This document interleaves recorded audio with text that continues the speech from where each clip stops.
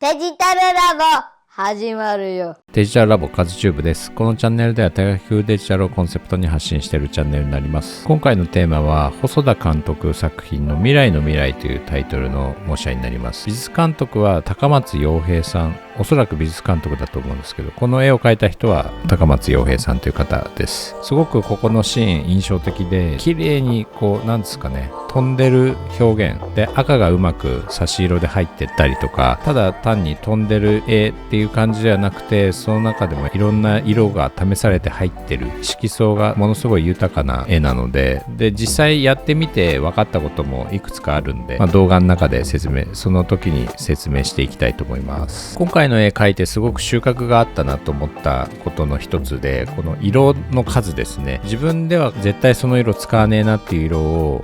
いろんなところで使われてて、すごく自分のブロックがある、ここにはこういう色使わねえよなっていう、ある意味いい意味で壊してくれた今回の模写になります。これをアナログでやるんだもんなって思うと脱帽しかないですね。で、ジブリの美術監督もめちゃくちゃすごい人いっぱいもちろんいるんですけど、デホギャラリーっていうところにもめちゃめちゃ有名な、業界内では有名な美術監督がたくさんいます。櫛田達也さんとか、今回の高松洋平さんもそうなんですけど、いろんな方がいっぱいいるんですよ。デホギャラリーの画集が出てますんで、それを皆さんぜひ購入して見てみるとものすごい勉強になると思います。ツイッターとかね、いろんなメディア見るとまだまだめちゃくちゃ上手い人いっぱいいますよね。若い人でもそうなんですけど、本当にびっくりするような人たくさんいるんで、今後のアニメ業界の発展に寄与していただいて、アニメ業界盛り上げていってほしいなと思います。どっからの視点だよって感じですけどね。やっぱクリエイターって刺激を求めているものだと思うので、僕も一応クリエイターの端くれとしてやっぱり刺激があるってすごく自分の中で何かが活性化する感じがするんで、非常に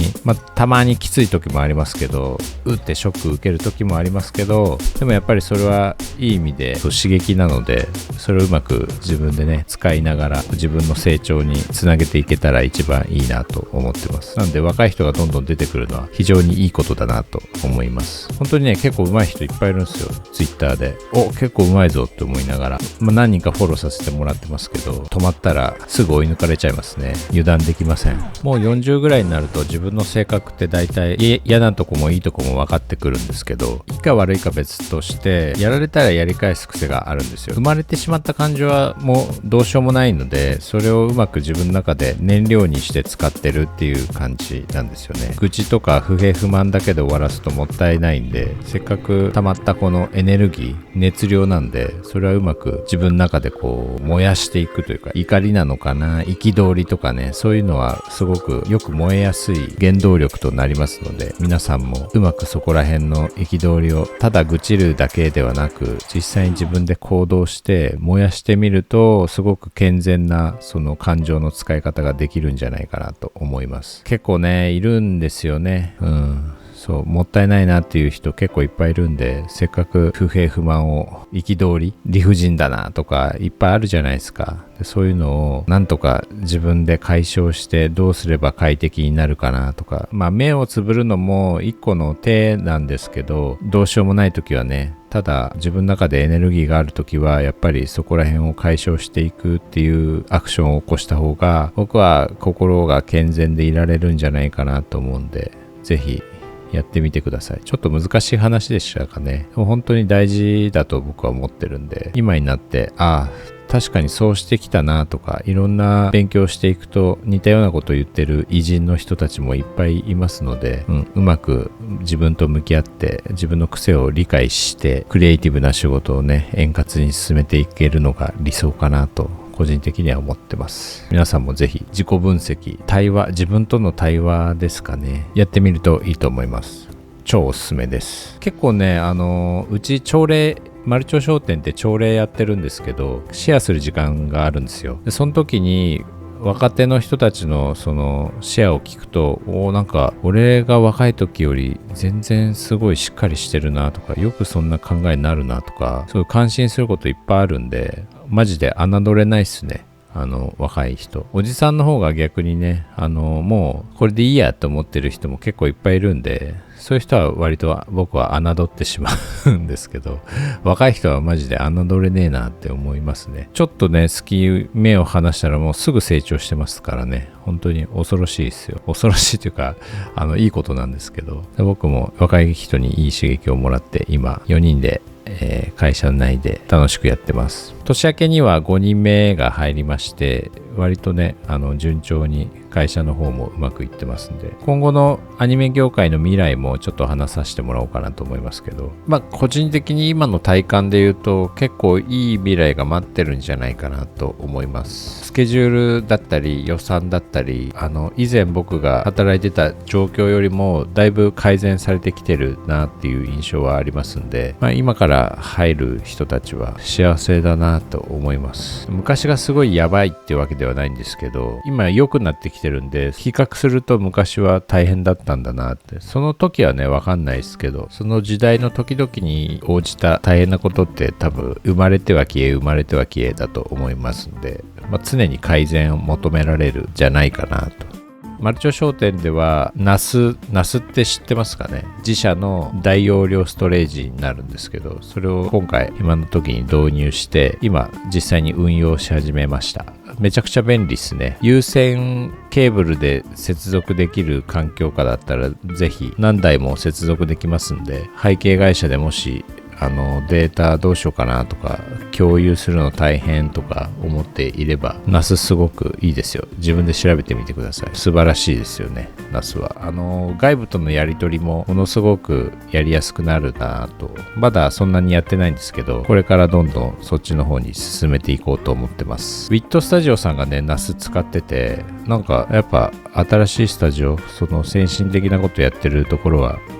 もう導入してるんだなと思いました。マルチョ商店があるところ新宿なんですけど、新宿の中小企業向けに補助金が出てて、僕はその補助金を使えて NAS を導入させていただきました。今申請中なんですけど、多分降りると思います。会社が新宿にあるよって方で、そこら辺を検討されてる方、マジで10ギガ本当に素晴らしいです。切り取りみたいな感じでコピーできたりデータをアップロードできたりするんですよ。なので PSD ファイルを大量に送る美術会社の人はめちゃくちゃおすすめです。絵の話全然してませんでしたね。ちょっと絵の話を始めようと思います。やっぱ今回も思ったのは、自分にとって足りない部分は赤みをうまく使うだなと。で、実際この背景も微妙にちょっと分かりづらいかもしれないですけど、いろんなところで赤み成分が入ってるんですよね。緑のところはそこまで入ってないんですけど、後ろの影の部分の木とか土とか、ここの岩のところもそうなんです。むき出しの土のところもそうなんですけど、うまいことこうちょっと赤みを入れてたりするんですよね。ところどころ強い色で赤が入った暗い色を最終的な完成図の時には入れる場所あるんですけど、これは自分にはない色彩感覚だなと。あと細部の書き込みなんかも繊細なんですよね。僕は割と雑って言ったらあれなんですけど、大体合ってればいいやっていう感覚で塗っちゃってるんですけど、実際のこの背景自体はすごく繊細なタッチがちょんちょんちょんと入ってたりしてます。できるだけ真似ようかなとは思ったけど、アナログの筆と自分のデジタルのブラシだと抜くとか払うとか筆では簡単にできることがやっぱりデジタル上だと難しいですね。入れた瞬間にねじるとか、そこら辺の筆ではできる絶妙なコントロールが今のところですけどデジタルブラシだと難しいと。そこができると本当にもっと強くなるなとは思いますけど、そうなる未来があるかどうかはちょっとワコモさん次第っていう感じはしますね。意外とその線画を中心に結構発展してっている感じはするんですけど、こう筆で塗った感じに近づけたいっていうニーズが僕ら背景業務やってるような人間にしかないような気がするんで、意外とそこの発展はめちゃくちゃ遅いなと感じてます。一個の理由としてはアートペンがもう十何年前にできてから変わってないというところがその証拠の一つかなと思います。現在の板タブペンタブとかの処理って実際はスタンプに近いので、入れた瞬間に変化させるとかアナログの筆ってできるじゃないですか。ひねったりとか回転させたりして少し表情をつけたりとか自分の思った方向にギュッと入れるとか抜く瞬間に力加減を変えてみたいなちょっと細かいことですけど、それを再現するとすごく工数がかかっちゃう。できなくはないとは思うんですけど、ただやっぱり軽快な筆さばきみたいなのはやっぱり難しいなとつくづく思いました。自分44歳になるんですけど、やっぱり44になってもこうなりたいああなりたいっていうのはずっと欲望はつきませんね。アートペンの話だったり他力本願の部分も、あと自分で自主的に変わっていかなきゃいけないこととか変わりたいこととかね、やっぱり両方ありますよね。望む未来みたいな、先に思い描くこうなってるといいなっていうのが常に行ったり来たりしてるんですけど、アニメ業界の行く先は結構自分的には明るいなと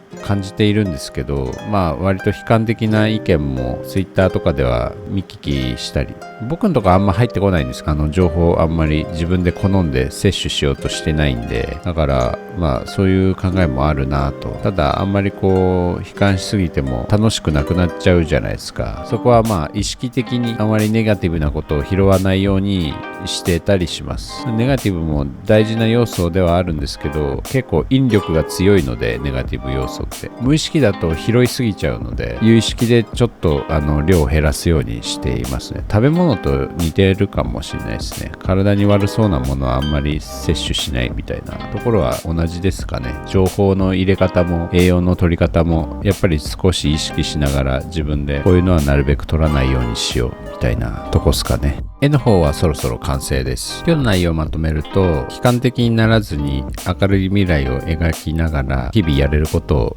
やっていく。トライアンドエラーを繰り返しながらやっぱり自分で思ったことをすぐ行動してみるっていうのがめちゃくちゃ近道だと思います。実際やってみてやっぱ違うな、ちょっと違うなとか感覚としてつかめることがあると思うんで、それを少しずつチューニングを合わせながら自分の行きたい方向に進んでいくのが一番いいんじゃないかなと。今日はこんな感じになります。最後まで見ていただきありがとうございました。じゃあね、バイバーイ。チャンネル登録、高評価よろしくお願いします。コメントも待ってます。